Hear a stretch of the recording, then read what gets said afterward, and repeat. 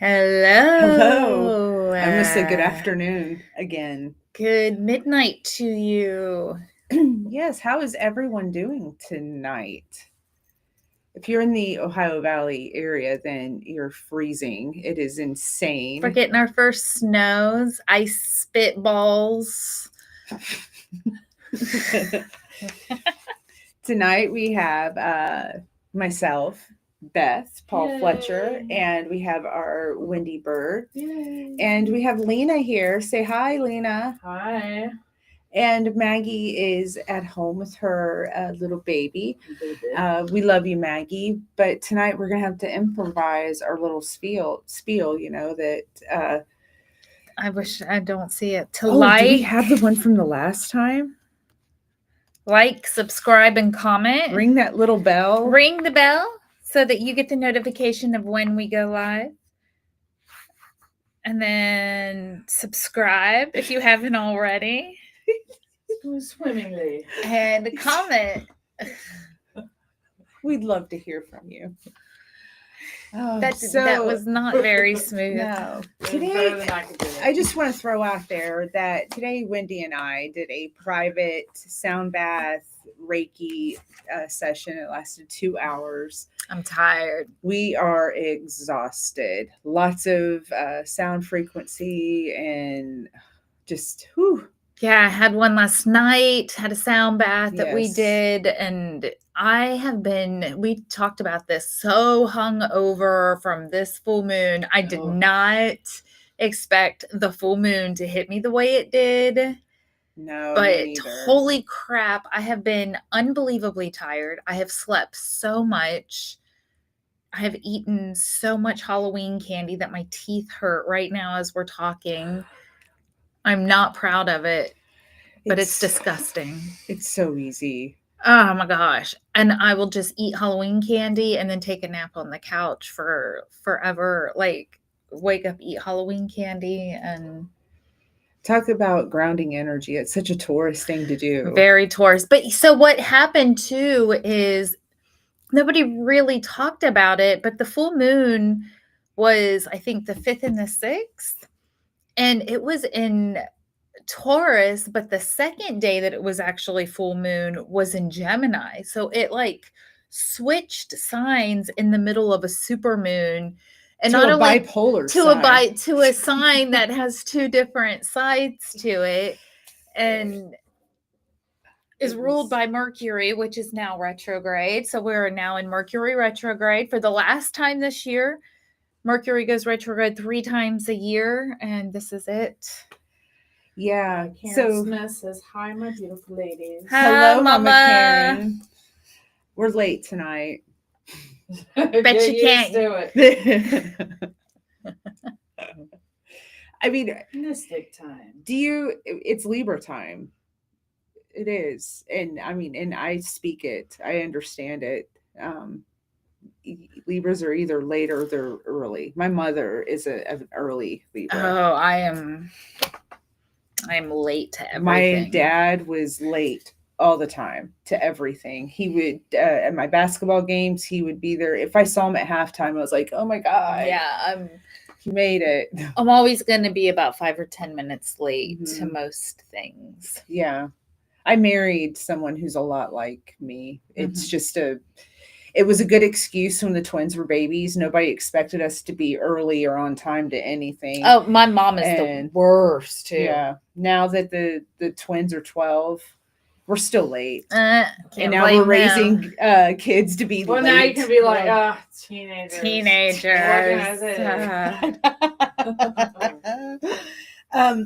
So back to this Mercury retrograde.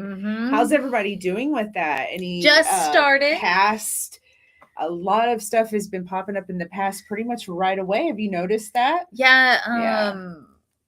Yeah, again, like not as much. I mean, we really did just go into it, but we've been in that shadow period, and I've had some cuckoo dreams with people in it that I'm like unexpectedly, unaware that is still in my memory base, and there they are. But yeah, so a lot of, with the Mercury retrograde, a lot of past Oh, sorry. I just thought of the dream I just had. It involved bread and me like fingering different dips before I put it on the bread.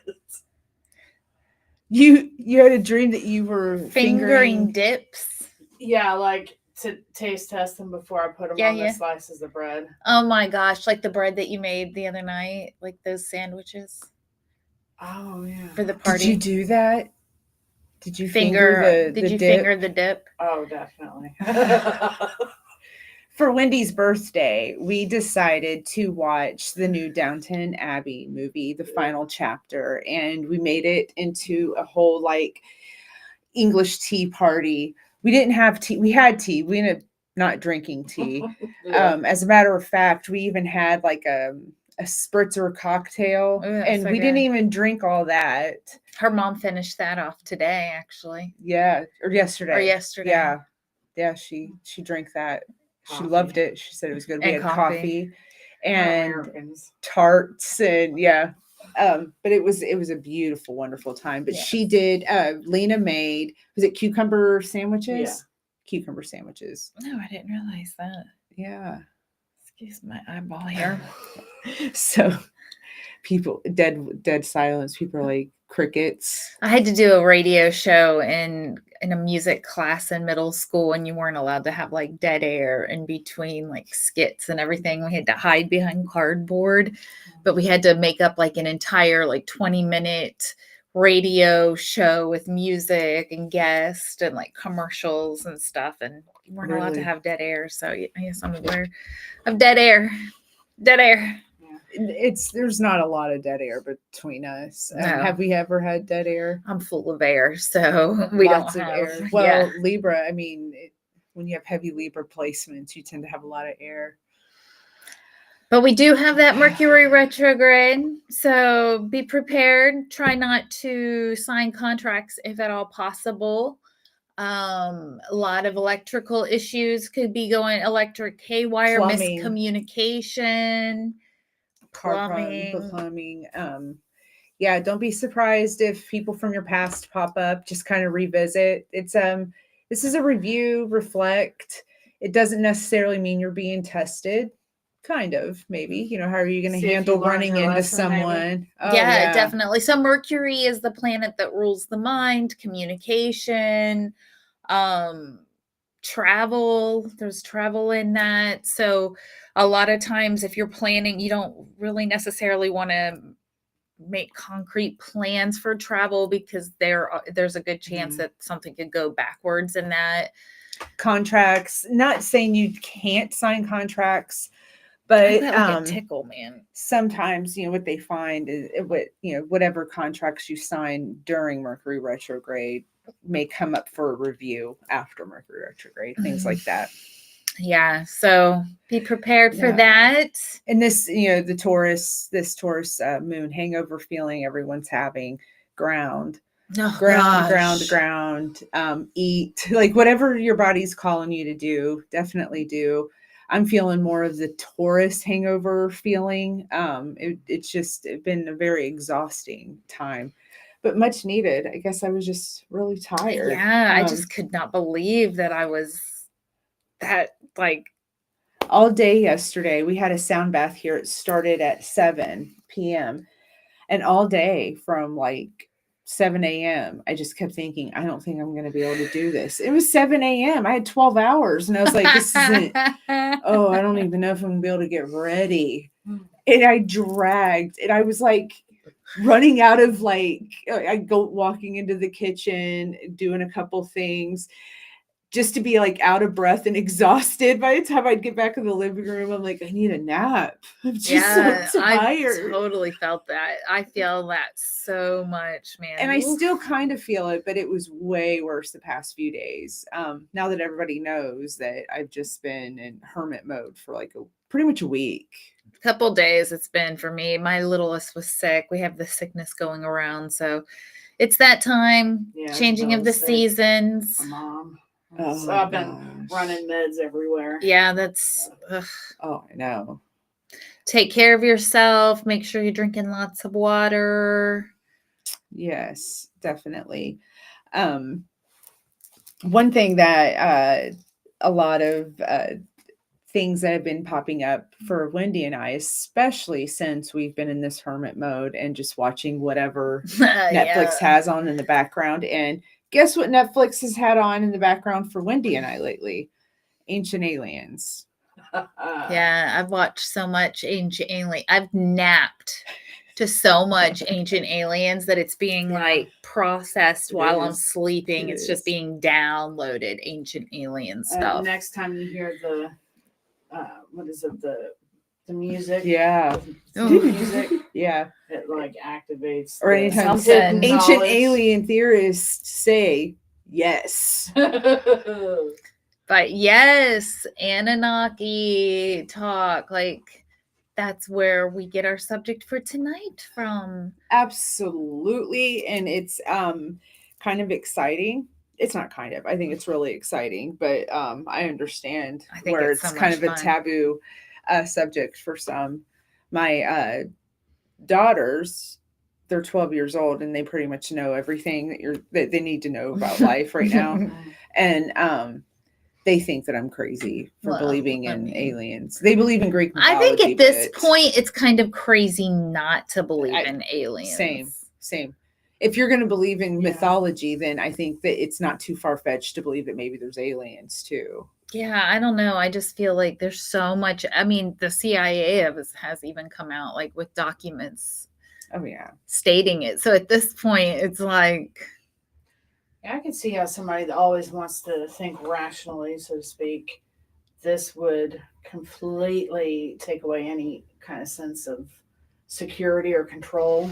If there's beings zipping around or, teleporting watching or us. whatever, and are completely also like that fear of missing out. You're like, so all this is going on in the cosmos, and we're excited that you can fly around the world. Like there's all this like huge metropolitan out there, I guess. I think it's exciting, and I guess inherently I feel like that's like I know that's what's out there. Yeah, it resonates with me quite a bit. But what's kind of led us to this is well, if we want to go into like with Pluto going into Aquarius, this all makes sense. But we talked about this last time. Mm-hmm. Everyone is they want answers, and we're a little more enlightened. We're Pluto's out of the Capricorn, right? Yeah, went out of Capricorn. So it's Aquarius. Into this very dreamy Aquarius feeling, and it makes sense why all of a sudden we are interested in what's really out there. And honestly, if something doesn't really make sense, it's because it doesn't make sense. It's because it's and I think we're coming to that conclusion now. What got us talking about this, we were just kind of chit-chatting last night about the Anunnaki. Yeah. And I don't know if you, do you want to elaborate a little bit about that's eagerness if I've ever seen I don't know. So the Anunnaki is a race of ETs, extraterrestrials, that many believe that the human race that we know as today, like the DNA that we hold today, they believe could be from the Anunnaki, but it's just a race of ETs that are thought to like have crashed here. And what's interesting is there's I had read quite a year, I don't know, handful of years ago, and I couldn't quite remember where I'd read this information, but I remember reading that the asteroid belt was actually a planet, and that's how that this planet had exploded, and that's what created the asteroid belt. And I think it's between Mars and Jupiter, if I'm correct, right? So anyway, when this planet exploded, it also took out Mars and their whole atmosphere.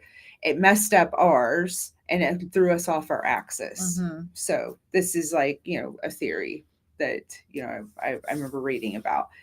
Well, the reason why this planet blew up was that they were at war with Mars, and Mars ended up blowing up Maldek. And there were survivors. The elite basically took off in spaceships. The theory is that the moon is one of those, that this was a spaceship that was parked here, put us in orbit, like whatever. I don't know this scientific terms for it. Do you, like, offhand? That seems right. Yeah. Orbit. Yeah, it just kind of locked into place. Yeah. And it was done That's on right. purpose. Yeah. And the other theory is that even survivors from Mars came, fled here. And they believe there are spaceships that crashed where Antarctica is now. Dude, when I left to come here, the ancient alien that was talking about Antarctica and Really? how the like one of the things is that they have seen Antarctica, and that there's all of these like cities there, and they're all like super advanced technologically like advanced. Yeah. But there's all these cities in Antarctica, and it's all the advanced cities that they don't tell us, because you're not allowed to go into Antarctica. Like, they've even talked about how there were supposed to be like these like giants in like stasis, where they're waiting to be like activated. This is another thing, like, I had like read, and these are like redheaded like beings that I don't quite know what they are, but that's another thing, like down there, that there's a lot going on, apparently. Yeah, they said that there's like the tops of buildings and everything, and it's like literally just the tips, kind of like the pyramids. Mm-hmm. Like that same thing, that the cities are actually underground, and we're just kind of getting the tips of it. And didn't Hitler even go to Antarctica? They said that, there's like it's where a lot of the Nazis like fled to Antarctica at the end of World War II. That was the other thing that. Submarines. Yeah, they have these underground submarine like vaults and everything in Antarctica. I think I've heard something about how Antarctica used to be like this verdant, lush jungle. That's what I was telling her. Yeah, it flash flooded. Flash froze. Yeah. Mm-hmm. Yeah, that before the Earth was knocked off its axis, this was a tropical planet. Yeah. And knocking it off its axis is what caused us to have like the seasons. Yeah, they said they had a lot of flora, like tropical flora down there. We were just talking about that last night, and it's interesting. And I know that Ancient Aliens has talked about it, but I had read about it before, and I couldn't remember where I had read this. So I looked it up, and it was Edgar Cayce. If we have we talked about Edgar Cayce on a here little before? bit? I think we've talked about. Definitely him. Look into him if you haven't. It's remarkable. Read about him too. Because the thing is he was a sleeping prophet, and what he would do is go into these meditative states, and he would. In this meditative state, he was able to, I guess, access the Akashic records, maybe.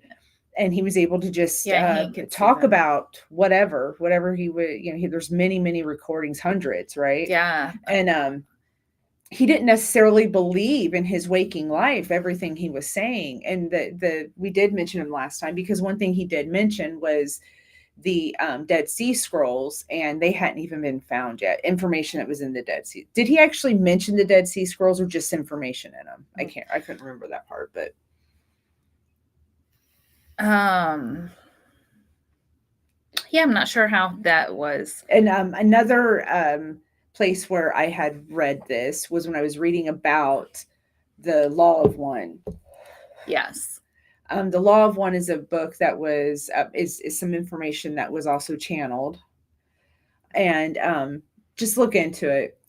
Use your discernment. Yeah, a good book. It's hard to keep up with. That's why I didn't really necessarily read the book. I guess I wrote Cliff Notes. It is very hard to I read a book, not on the follow. law one, but I've seen a lot of YouTube things about that. But a really good Edgar Casey biography that I read is There Is a River.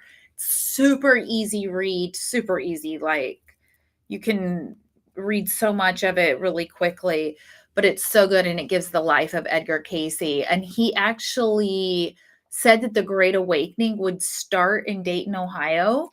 He lived in Dayton, Ohio for a while. He was from Kentucky. He ended up like retiring in Virginia Beach. Beach. Didn't he say that it would also like continue in Virginia Beach? Mhm. Yeah, the spiritual revolution.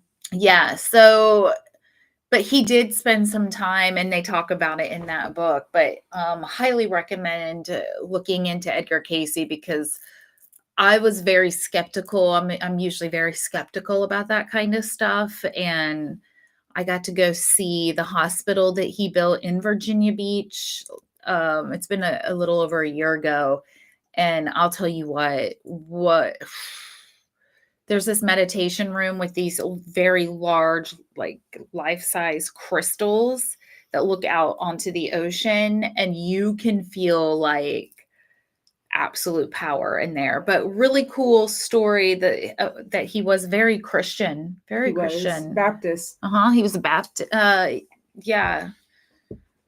But I read believe that it book. was, but he was raised Baptist. Yeah, and very good stuff. But he did foresee, I can't remember if he called them the Dead Sea Scrolls or if he just saw the information in the Dead Sea Scrolls, but foresaw that. And then they found the Dead Sea Scrolls, I think in like 43 or something like that, 1943 or Yeah, something close to that. And it was like after he died, I believe that right after he died that they found those. And that's where we get so many of our Gnostics. They found so many of the lost gospels there. So much. The books of Enoch, which we talked about last week or the last podcast. And he talked about Edgar Casey had talked about the Watchers, and that was something that hadn't necessarily been talked about a lot until the Book of Enoch. One of the things that Edgar Casey did talk about was Maldek, about that planet, about it being a planet and it blowing up. So when you start really reading about it, and these beings that apparently crashed here, they became gods to the earthlings, to the humans that were inhabiting here. And not that I blame them. I mean, these were primitive people, and these very majestic, highly intuitive beings just crash here, and they were godlike to them. But what is interesting is a lot of the different religions and the mythologies around the world kind of mimic some of these beings. But one of the things that the Anunnaki, that in theories, what we're told that they did is that they found gold on Earth, and gold is apparently it's an energy source. Yes. Very widely, very sought after energy source intergalactically. Yeah. The Earth had a lot of it. Mm-hmm. And they had vowed to try to get the gold out of the Earth's surface, but it's really hard. It ended up being a very tedious thing. So they decided to clone out of their image, create a slave race. Yeah. So basically used their DNA, spliced it with the inhabitants here, and created this like slave race. Which, I mean, that doesn't sound very human-like at all, does it? I mean, it's not something we've like done over and over and over again throughout time. So were the slaves apart from the humans, or they became? I think that they've humans. Shown, and I think that they tried a couple of different like blendings, I guess. Yeah, I remember hearing that the humans were too apt to rebel, so they kept trying to get the right combination of, the physical strength and docility. And apparently, like the humanoids that were already here were they were different in the aspect of they were good with like labor. They were still good with like hard labor, but they had a very engineering type mind. This is like something that I had read. I don't know where this came from, but that was one thing that they liked about humans. And but yeah, We're easily trained. oh, absolutely. You put a spaceship in front of us, and we're going to worship you. Like apparently, it doesn't take much. So that brings us to yeah, we already talked about the Edgar Casey readings. So one thing that Edgar Casey had talked about with these different like races and things is that they had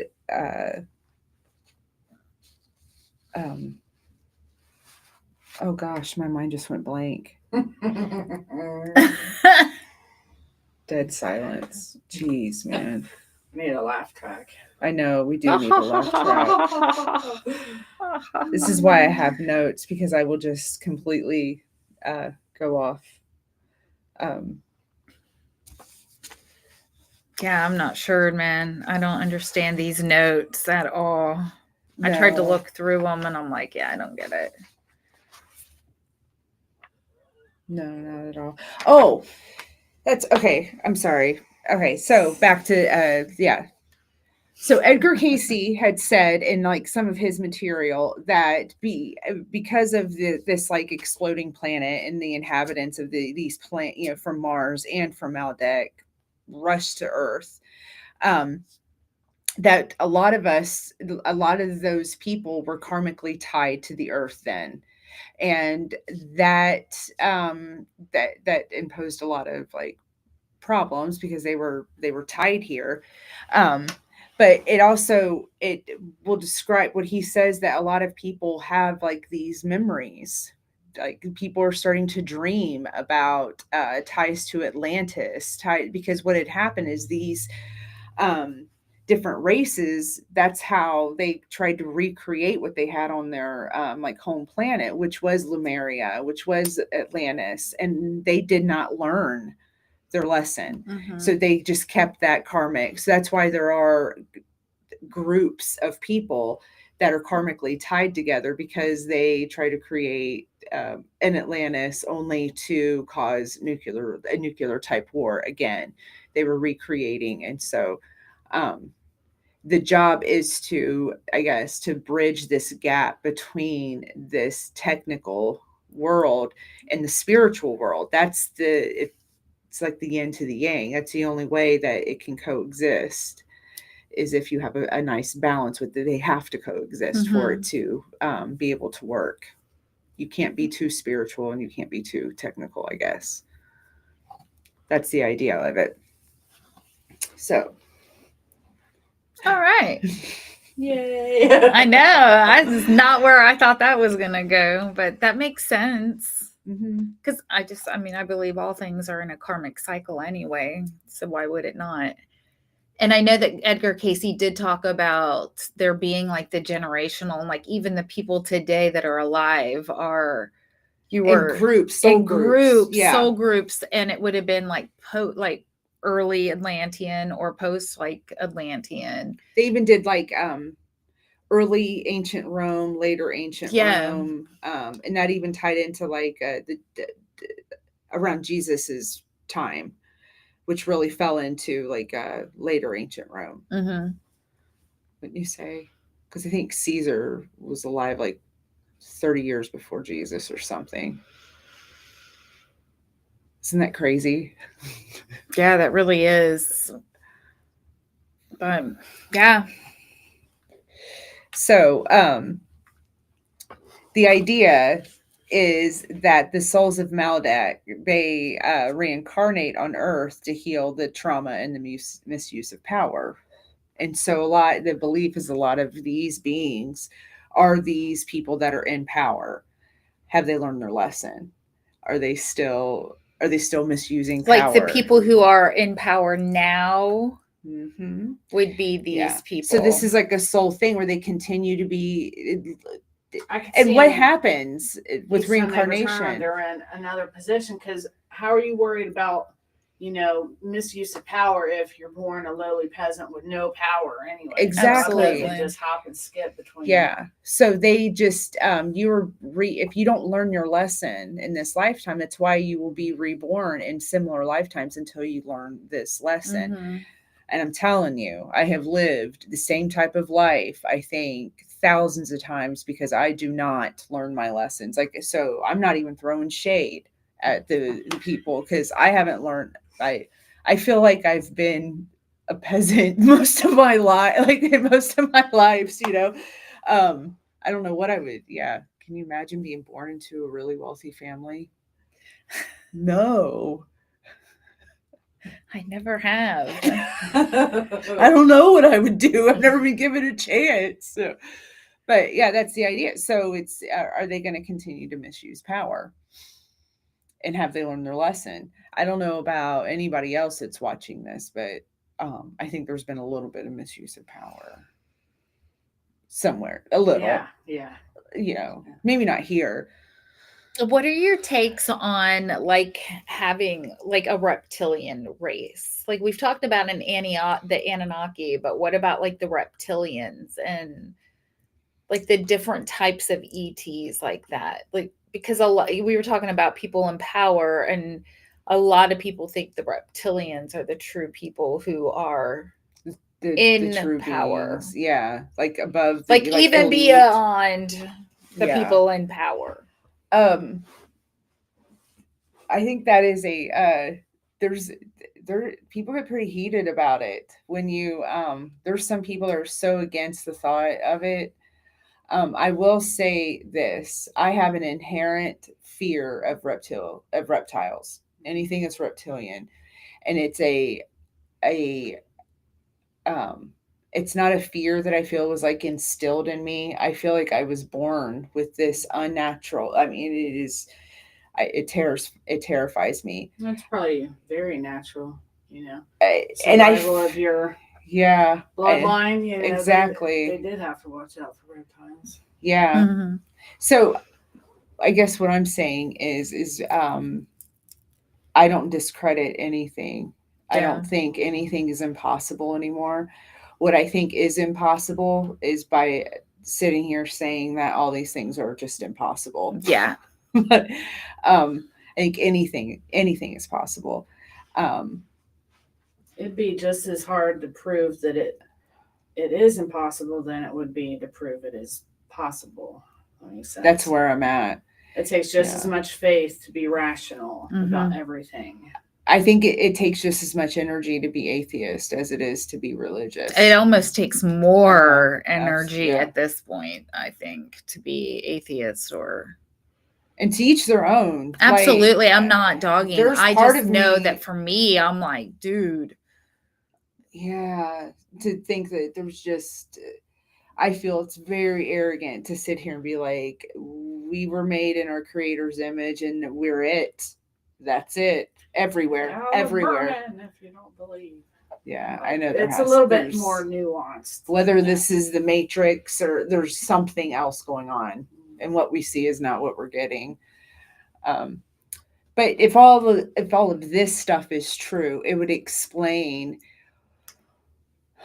why there is this warring fraction that literally has nothing to do with us. None of it has anything to do with us. Where I wouldn't be. I feel that maybe for the most part we're all slaves. We're all part of a slave race. We were made as a slave race to mine. It started out mining gold, and eventually it's turned into what we have going on. And I think it's more prominent now than it's ever been. And basically, it is still based off of gold. It is. Yeah, gold that we don't. Yeah, we're never holding that shit at our hands. They give us a piece of paper and they say, here. They've even taken out the precious metals out of our coins. So they say that they don't even think like that we have gold left in Fort Knox. In the Fort Knox, like that there's not even gold left in that. It's gone. They still pretend that there is, but there's not really, like, nobody's ever seen, like, they haven't even let anybody back there to see the gold in Fort Knox because they don't believe it's there. Probably because they gave it to the reptilians. Yeah. We're about to get shut down, Wendy. I mean, They're listening. we're already on shutdown, so. Right. Yeah, no doubt. I think it's all interesting, but as far as like whether like I believe, here's the deal. I don't know if I believe if there's reptilians. I don't want to see one. Yeah, I don't. Yeah. I hope to not be proven that there is or isn't because I have to see one. Like, So I probably, if I ever did, I wouldn't be like, oh, there's a reptilian. oh, I'd probably be like, yeah, you little rascal. no, No, it'd be like, oh, that's a fucking demon. I would have and a you heart could attack. see how you would think that like, again, so we were talking like the Anunnaki, and this ancient aliens. The one thing that it really ties together nicely is how the correlation between like the angels and the ETs or anything like coming from like outer space would be thought of to be a god, especially back then. Or if this is your creating race, they are your god. But if you were to think of them as angels, if you saw a reptilian, your ass would think that that is a demon. Like, you're like, like. There was this show that I watched on the Sci-Fi Channel. It was based off of a book, Childhood Playground. Childhood Playground. Does that make sense? And it showed it really threw me for like a loop where these like gods that came to save us looked like the hooved like Satan like thing that we were familiar with. And they only showed themselves to a handful of people on Earth, but they weren't allowed to tell what these beings looked like. They had to gain the trust, so they cured cancer. They did all these things, and then finally they showed them, and you just had a world full of people in shock because these looked like what our Bible had depicted as Satan, the bad guy. And it was a whole race of these hooved, winged, horned, red devil like looking things. I'm gonna look up what that's called because it's definitely something people should try to watch. Maybe it just messes you up a little bit. Yeah, I think it's called Childhood Playground. But do you have any movies that kind of make you think outside the box? Think outside the box. Childhood movies? I mean, Never Ending Story. Oh, yeah. Every time we even talk Glad about that's- the, you know what movies I saw? I almost watched it last night. Legend is on TV right now, and I wondered how that held up. And Tim Curry is the devil, and he's so sexy as the devil. Oh my god. No, but I think that when you really take a look back at the Never Ending Story, there's so much hidden truth and like all these golden nuggets hidden inside of that, and we just forget because it's just such a childhood, it's just a childhood movie. But even when we were talking about like the Anunnaki the last couple of days, like in these forces, these groups of all the different galactic beings getting together in like this force kind of like thing, makes me think of the Never Ending Story when they're like all meeting up to like save the Empress and figure out how to save her. And I think there are so many little nuggets in the Never Ending Story if you look back, and they were telling us stuff a long time ago with that. The snake thing is the cover of the book. And what is that called? The Ouroboros. Yeah, the Ouroboros. You do. Some of those movies really will Yeah, have you ever seen Jupiter Ascending or Jupiter? I think it's Jupiter Ascending. Or is it Jupiter Rising? But I think it's Jupiter Ascending. It's got like Channing Tatum in it, and the chick that was Mila Kunis.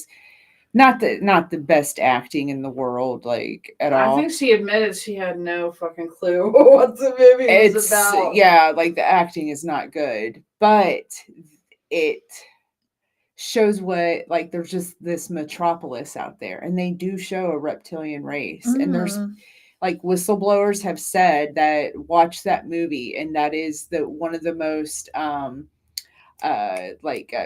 about dropping nuggets, that it is one of the most accurate depictions of like what it's like outside of Earth. Ooh, Jupiter Rising or Jupiter? I think it's Ascending. Jupiter Ascending. It's got Mila Kunis in it, and it is a beautiful movie.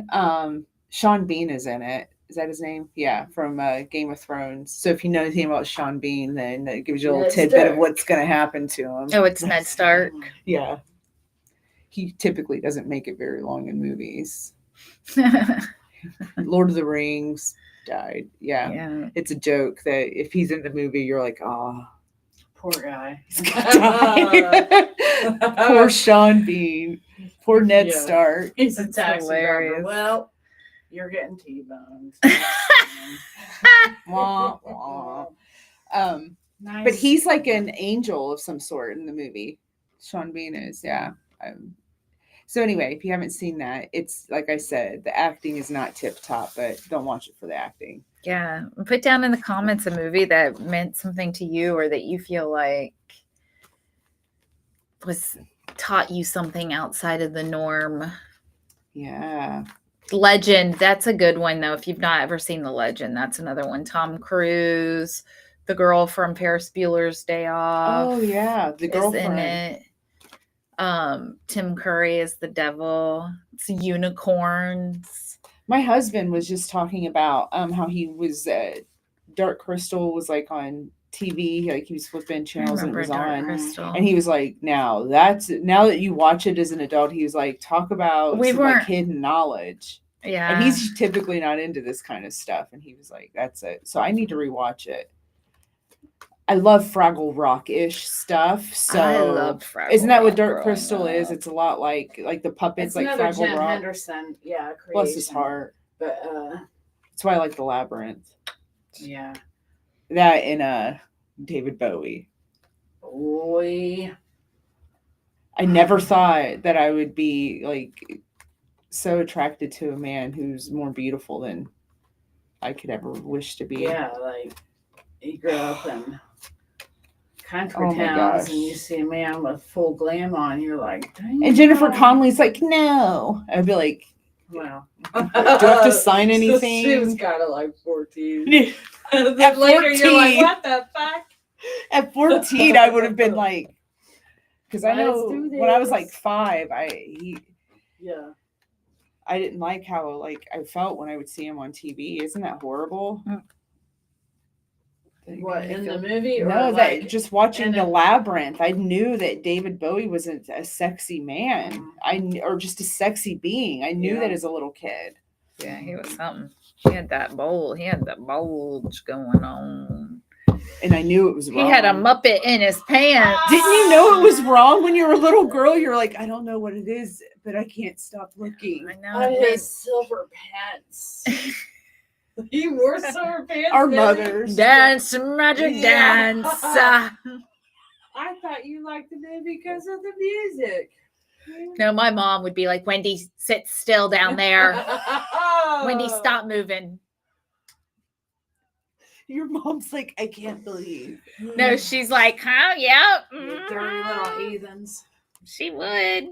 She'd be down there moving to them commercials.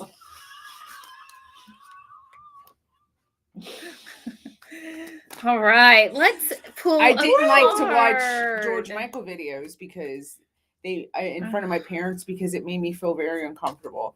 I Want Your Sex was one I couldn't watch. My parents watched a lot of MTV, and Faith loved the song, could not listen to the song in front of my parents because he talked about like her naked body, like he wanted to press her body, and I couldn't. It embarrassed you, secondhand embarrassment. Secondhand embarrassment.